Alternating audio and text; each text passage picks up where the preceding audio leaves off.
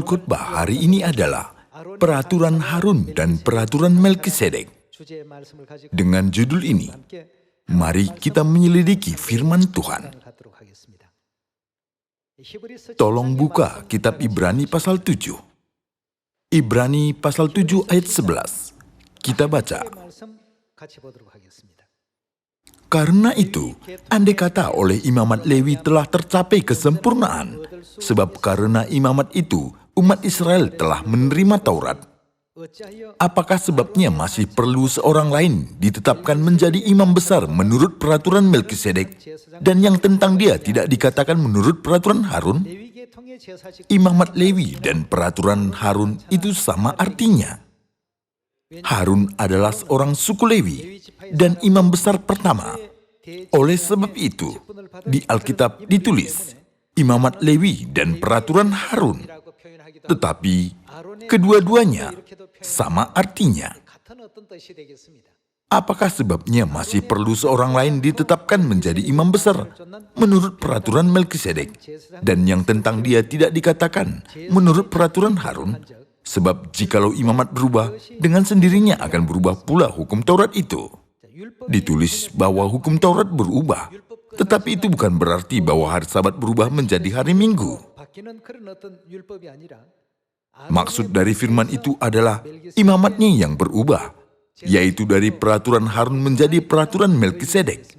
Dengan kata lain, perjanjian lama berubah menjadi perjanjian baru, bukan? Apa yang perlu kita ketahui di dalam iman adalah peraturan Melkisedek. Untuk memahami peraturan Melkisedek, kita perlu mengetahui peraturan Harun juga. Melalui hal tersebut, kita dapat memahami dengan jelas peraturan Melkisedek. Saudara-saudari yang pertama kali mendengar sebutan itu, mungkin itu menganggap susah. Tetapi mari kita lanjutkan untuk mempelajarinya. Dikatakan bahwa jika imamat berubah, dengan sendirinya akan berubah pula hukum Taurat itu. Mari kita baca pasal 8 ayat 7. Sebab sekiranya perjanjian yang pertama itu tidak bercacat, dengan kata lain, jika perjanjian pertama itu tidak mengandung kekurangan, tidak akan dicari lagi tempat untuk yang kedua. Apakah perjanjian yang kedua? Itu adalah perjanjian baru, bukan? Karena perjanjian lama, yaitu peraturan Harun, mengandung kekurangan.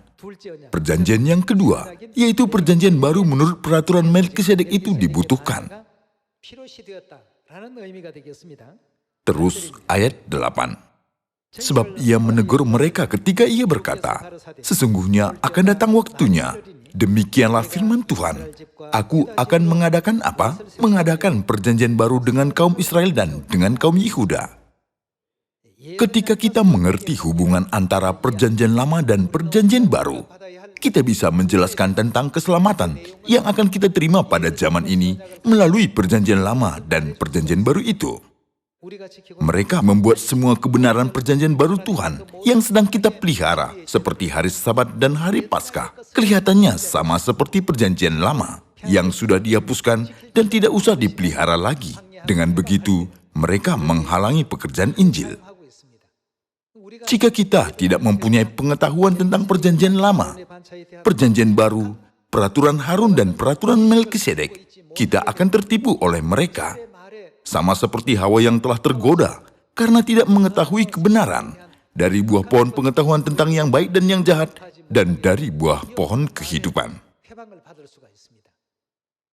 Karena perjanjian pertama mengandung kekurangan, Tuhan sudah memberi perjanjian apa? Perjanjian baru. Karena peraturan Harun mengandung kekurangan, Tuhan sudah memberi peraturan siapa? Peraturan Melkisedek. Karena ada sesuatu yang kurang dari imamat Lewi, Tuhan sudah memberikan kita kebenaran perjanjian baru menurut Melkisedek. Ini adalah apa yang diajarkan Alkitab kepada kita. Terus mari kita baca ayat 9. Bukan seperti perjanjian yang telah kuadakan dengan nenek moyang mereka pada waktu aku memegang tangan mereka untuk membawa mereka keluar dari tanah Mesir. sebab mereka tidak setia kepada perjanjianku, dan aku menolak mereka, demikianlah firman Tuhan. Maka inilah perjanjian yang kuadakan dengan kaum Israel sesudah waktu itu. Demikianlah firman Tuhan. Aku akan menaruh hukumku dalam akal budi mereka dan menuliskannya dalam hati mereka. Maka aku akan menjadi Allah mereka dan mereka akan menjadi umatku. Dan mereka tidak akan mengajar lagi sesama warganya atau sesama saudaranya dengan mengatakan, "Kenalah Tuhan." Sebab mereka semua besar kecil akan mengenal aku. Sebab aku akan menaruh belas kasihan terhadap kesalahan mereka dan tidak lagi mengingat dosa-dosa mereka. Oleh karena ia berkata-kata tentang perjanjian yang baru, ia menyatakan yang pertama sebagai perjanjian yang telah menjadi tua, dan apa yang telah menjadi tua dan usang telah dekat kepada kemusnahannya. Ibrani pasal 7, pasal 8 dan 9, terus menjelaskan bagaimana caranya kita bisa menerima keselamatan yang kekal, yang disediakan Tuhan melalui perjanjian baru, bukan melalui perjanjian lama yang telah dimusnahkan. Jadi, kita harus sanggup membedakan perjanjian lama dengan perjanjian baru sekarang. Seseorang yang menghujat kita hanya dengan kata hari Sabat, tanpa membedakan antara perjanjian lama dan perjanjian baru. Jika kita pun kurang tahu, kadang kita pun menjadi ragu. Ada hari Sabat dalam perjanjian lama dan hari Sabat dalam perjanjian baru, bukan? Ada hari Sabat menurut peraturan Harun dan hari Sabat menurut peraturan Melkisedek. Demikian juga Paskah. Ada Paskah yang dirayakan menurut imamat Lewi dan Paskah yang dirayakan menurut peraturan Melkisedek. Cara dan upacara persembahan itu berbeda. Menurut imamat Lewi, yakni menurut peraturan Harun, semua korban persembahan adalah korban binatang. Sebaliknya, semua korban persembahan menurut peraturan Melkisedek adalah tubuh Kristus itu sendiri. Inilah perbedaan yang jelas dalam tata cara kedua penyembahan itu. Kita semua harus mengetahuinya. Apa yang dibatalkan adalah peraturan Harun, yaitu hukum perjanjian lama, bukanlah hukum perjanjian baru. Kita harus memahaminya.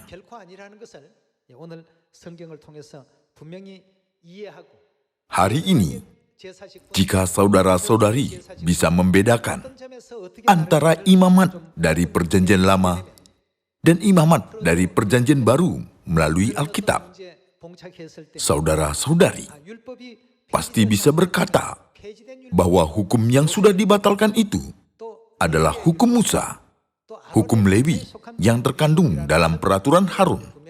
Kepada mereka yang berkata bahwa hukum itu sudah dibatalkan, mari kita cari tahu perbedaan antara imamat Lewi dan imamat Melkisedek melalui kitab Keluaran pasal 24. Keluaran pasal 24 ayat 12. Tuhan berfirman kepada Musa, "Naiklah menghadap aku ke atas gunung." Gunung manakah itu? Gunung Sinai. "Dan tinggallah di sana, maka aku akan memberikan kepadamu loh batu, yakni hukum dan perintah yang telah kutuliskan untuk diajarkan kepada mereka." Tempat Tuhan memberitahukan segala peraturan dari imamat Lewi, yaitu peraturan Harun, adalah Gunung Sinai. Mari kita lanjutkan ke pasal 34. Keluaran pasal 34 ayat 1 kita baca. "Berfirmanlah Tuhan kepada Musa, pahatlah 2 loh batu sama dengan yang mula-mula, maka aku akan menulis pada loh itu segala firman yang ada pada loh yang mula-mula yang telah kau pecahkan. Bersiaplah menjelang pagi dan naiklah pada waktu pagi ke atas mana? Gunung Sinai. Berdirilah di sana menghadap aku di puncak gunung itu. Tetapi janganlah ada seorang pun yang naik bersama-sama dengan engkau. Dan juga seorang pun tidak boleh kelihatan di seluruh gunung itu. Bahkan kambing domba atau lembu sapi pun tidak boleh makan rumput di sekitar gunung itu." Lalu Musa memahat 2 loh batu sama dengan yang mula-mula. Bangunlah ia pagi-pagi dan naiklah ia ke atas mana? Gunung Sinai. Seperti yang diperintahkan Tuhan kepadanya, dan membawa kedua loh batu itu di tangannya. Musa telah naik ke atas gunung Sinai dan menerima hukum itu dari Tuhan, kemudian turun dari gunung itu. Dari manakah Tuhan telah memberitahukan hukum dari imamat Lewi, yaitu hukum menurut peraturan Harun? Dari Gunung Sinai. Tetapi selain dari Gunung Sinai, ada tempat lain di mana Tuhan akan memberitahukan hukumnya. Mari kita lihat Yesaya pasal 2. Yesaya pasal 2 ayat 3. Dan banyak suku bangsa akan pergi serta berkata, mari kita naik ke gunung Tuhan, ke rumah Allah Yakub, supaya Ia mengajar kita tentang jalan-jalannya, dan supaya kita berjalan menempuhnya. Sebab dari mana akan keluar pengajaran? Dari Sion. Menurut ayat sebelumnya, dari manakah hukum yang menurut peraturan Harun diberitahukan? Dari Gunung Sinai. Namun di ayat ini, pengajaran yaitu hukum akan keluar dari mana? Dari Sion. Itu akan diumumkan. Inilah perbedaan antara peraturan Harun dan peraturan Melkisedek. Hukum dan pengajaran itu sama, tetapi hukum menurut peraturan Harun dan hukum menurut peraturan Melkisedek masing-masing berbeda. Korban persembahannya pun berbeda. Rahmat yang diberikan Tuhan pun berbeda.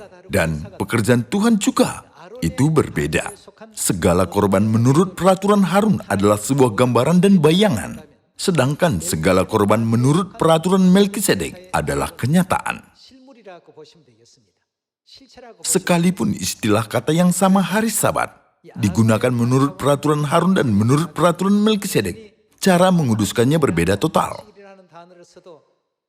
Menurut hukum Musa, perjanjian lama, bagaimana cara menguduskan hari Sabat? Dengan menyembelih domba pada pagi dan petang sesuai dengan waktu yang telah ditetapkan untuk mempersembahkannya. Lalu, bagaimana dengan sekarang ini? Apakah kita menyembelih domba pada pagi dan petang untuk menguduskan hari Sabat? Tidak. Kita beribadah kepada Tuhan dalam roh dan kebenaran pada hari Sabat. Kalau saudara-saudari menganggap itulah perbedaan antara peraturan Harun dan peraturan Melkisedek, akan lebih gampanglah untuk memahami perbedaan kedua hukum itu. Tempat kedua hukum itu dikeluarkan juga berbeda. Satunya dari Gunung Sinai, satu lagi dari Sion. Mari kita lanjut ke kitab Ibrani, pasal 5 ayat 5. Demikian pula Kristus tidak memuliakan dirinya sendiri dengan menjadi imam besar. Harun adalah imam besar pertama dalam suku Lewi.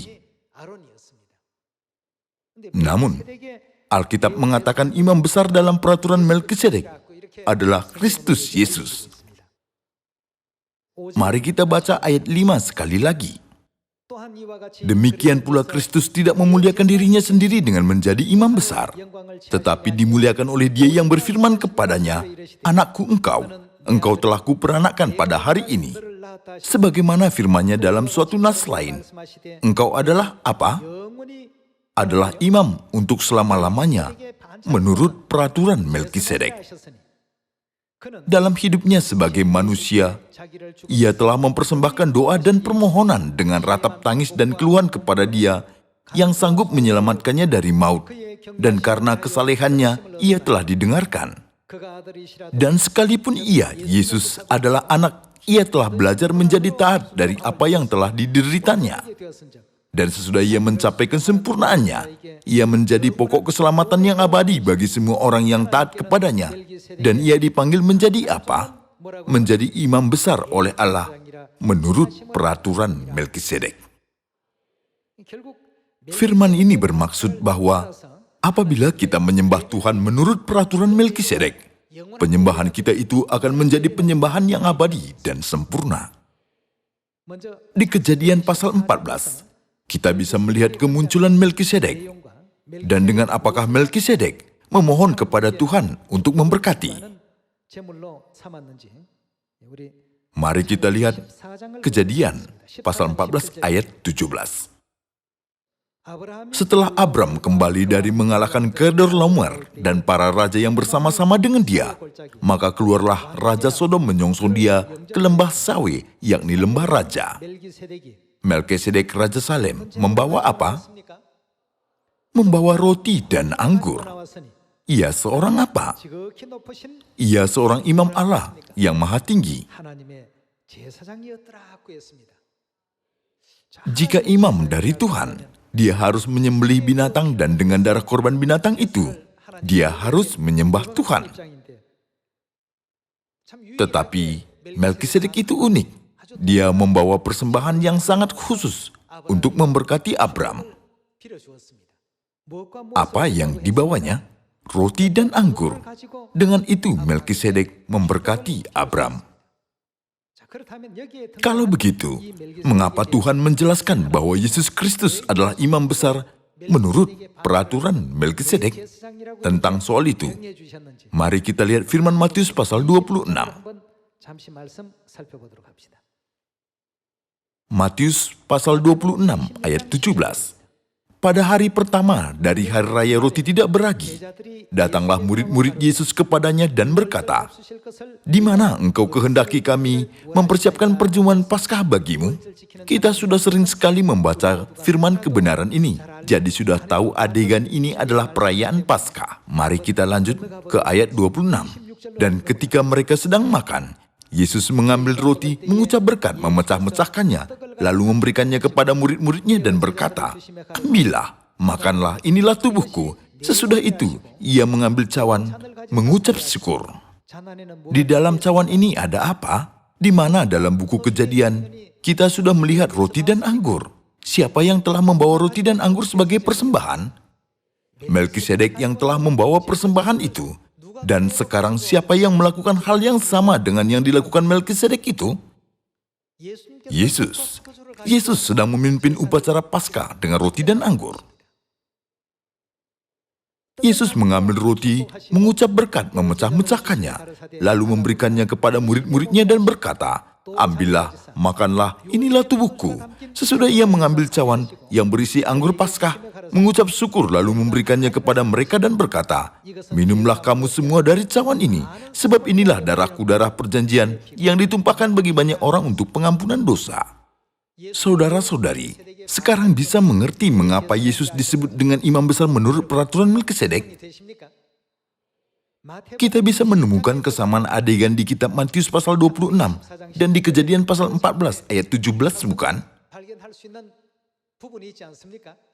Persembahan apakah yang sudah digunakan? Roti dan anggur. Alkitab mengatakan bahwa Yesus dipanggil menjadi imam besar oleh Tuhan menurut peraturan Melkisedek. Jika begitu, apa yang sudah dilakukan Yesus dengan roti dan anggur itu? Mari kita lihat di Lukas pasal 22 dan mencari tahu jawaban dari beberapa pertanyaan yang dari kitab Ibrani. Mari kita baca Lukas pasal 22 ayat 7. Maka tibalah hari raya roti tidak beragi, yaitu hari di mana orang harus menyembelih domba Paskah. Lalu Yesus menyuruh Petrus dan Yohanes, katanya, "Pergilah, persiapkanlah perjamuan Paskah bagi kita supaya kita makan." Sama seperti Injil Matius, di Injil Lukas juga tertulis tentang persiapan Paskah, ayat 19. Lalu ia mengambil roti, mengucap syukur, memecah-mecahkannya dan memberikannya kepada mereka, katanya, "Inilah tubuhku yang diserahkan bagi kamu. Perbuatlah ini menjadi peringatan akan aku." Demikian juga dibuatnya dengan cawan sesudah makan. Ia berkata, "Cawan ini adalah perjanjian apa? Adalah perjanjian baru oleh darahku yang ditumpahkan bagi kamu." Perjanjian yang diadakan menurut peraturan Melkisedek adalah perjanjian baru. Perjanjian yang diadakan menurut peraturan Harun adalah perjanjian lama. Menurut firman Alkitab, perjanjian lama telah dekat kepada kemusnahannya, tetapi perjanjian baru tetap selama-lamanya, dan imamatnya tidak bisa beralih kepada orang lain. Mari kita lanjut ke ayat 10. Kita baca Ibrani pasal 10 ayat 18. Jadi apabila untuk semuanya itu ada pengampunan, tidak perlu lagi dipersembahkan korban karena dosa. Dengan menggunakan ayat ini, lihatlah, di sini dikatakan bahwa tidak perlu lagi dipersembahkan korban. Jadi tidak perlu lagi ibadah. Dan tidak ada gunanya Paskah atau Sabat. Bukankah begitu? Dengan cara ini, setan selicik itu mengatakan kebohongan dan penghujatan. Saudara-saudari, Supaya kita bisa mengerti apa arti dari ayat ini, mari kita baca ayat 1. Di situ kita gampang mencari jawabannya. Di dalam hukum Taurat, hanya terdapat bayangan saja dari keselamatan yang akan datang, dan bukan hakikat dari keselamatan itu sendiri. Karena itu dengan korban yang sama, yang setiap tahun terus-menerus dipersembahkan, hukum Taurat tidak mungkin menyempurnakan mereka yang datang mengambil bagian di dalamnya. Menurut hukum Musa, yaitu peraturan Harun, kita tidak bisa menjadi yang sempurna. Dengan darah binatang, dosa kita tidak bisa diampuni sepenuhnya. Dengan darah binatang, keselamatan kita tidak bisa disempurnakan. Oleh karena itu, Kristus yang adalah kenyataan darah binatang itu telah datang ke bumi ini dan menumpahkan darahnya. Pada akhirnya penebusan kita bisa disempurnakan dan pengampunan dosa kita bisa disempurnakan. Makanya, sudah dikatakan bahwa kita tidak bisa disempurnakan menurut peraturan Harun. Ayat 2 kita baca, sebab jika hal itu mungkin, pasti orang tidak mempersembahkan korban lagi. Sebab mereka yang melakukan ibadah itu tidak sadar lagi akan dosa setelah disucikan sekali untuk selama-lamanya. Tetapi justru oleh korban-korban itu setiap tahun orang diperingatkan akan adanya dosa. Sebab tidak mungkin darah lembu jantan atau darah domba jantan menghapuskan apa? Menghapuskan dosa. Menurut imamat Lewi, yaitu hukum Musa, tidak bisa segala dosa kita hapuskan. Tidak mungkin itu menghapuskan dosa. Kenapa? Karena itu adalah sebuah gambaran dan bayangan. Bayangan kita bisa berperan lengkap sebagai kenyataan. Melalui bayangan, kita bisa menebak bentuk dari kenyataannya. Misalnya, ada sepotong roti di sini. Jika kita terus makan bayangan dari roti itu, apakah bisa merasa kenyang? Tidak. Untuk kita kenyang, apa yang harus kita makan? Kita harus makan roti yang nyata itu, bukan? Pengampunan dosa juga sama.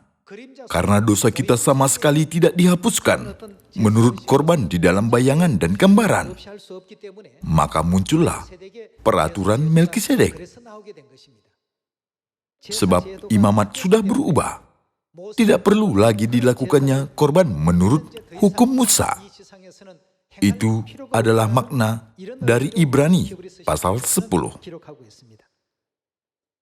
Terus kita baca ayat 5. Karena itu, ketika ia masuk ke dunia, ia berkata, korban dan persembahan tidak engkau kehendaki, tetapi engkau telah menyediakan tubuh bagiku. Yesus Kristus telah mengorbankan dirinya di atas salib. Setelah itu, apakah diperlukan lagi darah binatang seperti darah domba atau darah kambing untuk menghapus dosa kita? Tidak perlu lagi hal-hal itu bagi kita. Tetapi mereka yang menentang perintah Tuhan dengan mengutip satu ayat ini dan berkata, lihat pada ayat ini, bukankah tertulis bahwa tidak perlu lagi dipersembahkan korban karena dosa? Apakah kata mereka itu benar? Penulis kitab Ibrani adalah Rasul Paulus. Kemana saja dia pergi, dia mengiklankan peraturan Melkisedek sambil berkata, apa yang telah kuteruskan kepadamu telah aku terima dari Tuhan. Ini korban yang harus kita persembahkan. Ini penyembahan yang harus kita lakukan. Penyembahan Harun tidak diperlukan lagi bagi kita. Tetapi penyembahan Melkisedek harus kita pelihara sampai Yesus datang. Demikianlah tekanan Rasul Paulus. Siapa yang telah menulis surat 1 Korintus dan kitab Ibrani? Rasul Paulus telah berkata, tidak perlu lagi dipersembahkan korban karena dosa. Tapi dia sangat menekankan kita memelihara korban di 1 Korintus. Jadi kita harus mengerti apa artinya. Dia berarti bahwa tidak perlu lagi dipersembahkan korban karena dosa menurut peraturan Harun. Peraturan itu merupakan gambaran dan bayangan dari peraturan Melkisedek. Karena kenyataannya sudah datang, tidak diperlukan lagi bayangan. Mari kita lihat di 1 Korintus pasal 11. 1 Korintus pasal 11 ayat 23. 1 Korintus pasal 11 ayat 23. Sebab apa yang telah kuteruskan kepadamu, telah aku terima dari siapa? Dari Tuhan. Nah, marilah kita lihat apa yang sudah diterima Paulus dari Tuhan dan menyampaikannya.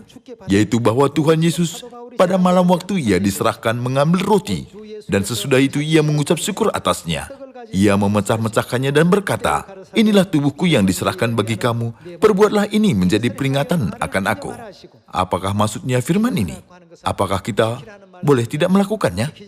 Bukankah maksud firman itu bahwa kita harus melakukannya? Perbuatlah ini menjadi peringatan akan aku. Demikian juga ia mengambil cawan sesudah makan lalu berkata, "Cawan ini adalah apa? Adalah perjanjian baru yang dimeteraikan oleh darahku." Dan apa yang harus kita lakukan? Kata Yesus bahwa kita harus melakukannya. Perbuatlah ini. Setiap kali kamu meminumnya menjadi peringatan akan aku. Sebab setiap kali kamu makan roti ini dan minum cawan ini, kamu memberitakan kematian Tuhan sampai kapan? Sampai ia datang. Makan roti ini dan minum cawan ini menunjukkan ibadah apa? Ibadah Paskah. Itu adalah hari raya Paskah. Itu menunjukkan hari raya Paskah. Karena Rasul Paulus telah berkata, tidak perlu lagi dipersembahkan korban. Apakah maksud perkataan dia adalah kita tidak perlu merayakan Paskah? Tidak. Dia tidak bermaksud bahwa perjanjian baru tidak diperlukan lagi. Tetapi cara pengampunan dosa menurut perjanjian lama tidak diperlukan lagi bagi kita. Oleh karena itu, korban apakah diberikan kepada kita? Korban menurut Melkisedek, yaitu ibadah dari Melkisedek. Sampai kapan ibadah itu dipelihara? Sampai Tuhan datang. Kita harus melakukan hal itu seperti kebiasaan kita. Firman itu sama sekali tidak berarti bahwa kita tidak usah merayakannya. Mari kita lihat satu firman lagi. Yohanes pasal 13 ayat 15. Sebab aku telah memberikan apa? Memberikan suatu teladan kepada kamu. Supaya kamu juga apa? Kamu juga berbuat sama, seperti yang telah kuperbuat kepadamu. Apakah korban Paskah itu salah satu korban atau bukan? Di dalam kitab Keluaran ada tertulis, itulah korban Paskah bagi Tuhan. Itu adalah korban bagi Tuhan. Yesus telah merayakan Paskah sebagai teladan yang diberikannya. Sebelum merayakan Paskah, teladan apakah yang sudah diteladankan oleh Yesus? Dia memberikan teladan dari pembasuhan kaki murid-muridnya. Mari kita baca apa yang sudah terjadi pada waktu itu, ayat 4. Lalu bangunlah Yesus dan menanggalkan jubahnya. Ia mengambil sehelai kain lenan dan mengikatkannya pada pinggangnya. Kemudian ia menuangkan air ke dalam sebuah basi dan mulai membasuh kaki murid-muridnya, lalu menyekanya dengan kain yang terikat pada pinggangnya itu. Maka sampailah ia kepada Simon Petrus. Kata Petrus kepadanya, "Tuhan, engkau hendak membasuh kakiku?" Jawab Yesus kepadanya, "Apa yang kuperbuat, engkau tidak tahu sekarang, tetapi engkau akan mengertinya kelak." Kata Petrus kepadanya, "Engkau tidak akan membasuh kakiku sampai selama-lamanya." Jawab Yesus, "Jikalau aku tidak membasuh engkau, apa yang akan terjadi? Engkau tidak mendapat bagian dalam aku." Jika tidak mengambil bagian dalam upacara pembasuhan kaki pada Paskah ini, Yesus berkata, "Engkau tidak mendapat bagian dalam aku." Itu berarti engkau tidak diselamatkan. Rasul Paulus telah berkata, "Apa yang telah kuteruskan kepadamu telah aku terima dari siapa? Dari Tuhan." Dia sudah berkata kita harus berbuat itu sampai Yesus datang. Di manakah lagi kita bisa melihat adegan yang sama itu? Mari kita lihat 1 Korintus pasal 5. 1 Korintus ditulis lama setelah Yesus bangkit dan naik ke sorga. Mari kita lihat 1 Korintus pasal 5 ayat 7. "Buanglah ragi yang lama itu, supaya kamu menjadi adonan yang baru, sebab kamu memang tidak beragi. Sebab anak domba Paskah kita juga telah disembelih, yaitu Kristus. Karena itu, marilah kita apa? Marilah kita berpesta." Pesta di sini menunjukkan pesta apa? Yaitu Hari Raya Paskah. Di dalam Alkitab terjemahan lain tertulis, "Marilah kita merayakan Paskah."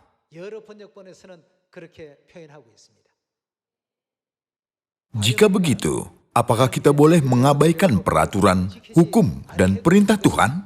Kita harus melakukannya, bukan? Upacara penghapusan dosa dengan darah lembu sapi atau kambing, sesuai hukum perjanjian lama, itu sudah berakhir.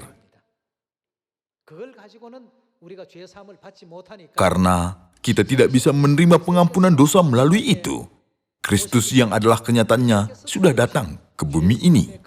Jadi kita harus melakukan hukum dari pengampunan dosa yang diadakan Kristus. Kita harus mengambil bagian dalam peraturan itu, bukan? Di Matius pasal 5 juga ada tertulis, "Janganlah kamu menyangka bahwa aku datang untuk meniadakan hukum Taurat atau kitab para nabi. Aku datang bukan untuk meniadakannya, melainkan untuk apa? Melainkan untuk menggenapinya." Saya pernah melihat suatu kasus yang menyedihkan. Seseorang tidak mengerti arti dari korban yang dipersembahkan kepada Tuhan, tidak membedakan peraturan Harun dengan peraturan Melkisedek, dan tidak menyadari Paskah dan hari Sabat yang sedang kita pelihara itu menurut peraturan siapa. Oleh sebab itu, sekarang saya menyampaikan firman ini. Saya sungguh-sungguh meminta saudara-saudari tidak akan pernah melepaskan firman kebenaran yang sudah kamu genggam ini, dan menerima keselamatan dan cukup layak masuk ke dalam kerajaan sorga. Dengan ini saya menutup khotbah hari ini. Tuhan memberkati. Terima kasih.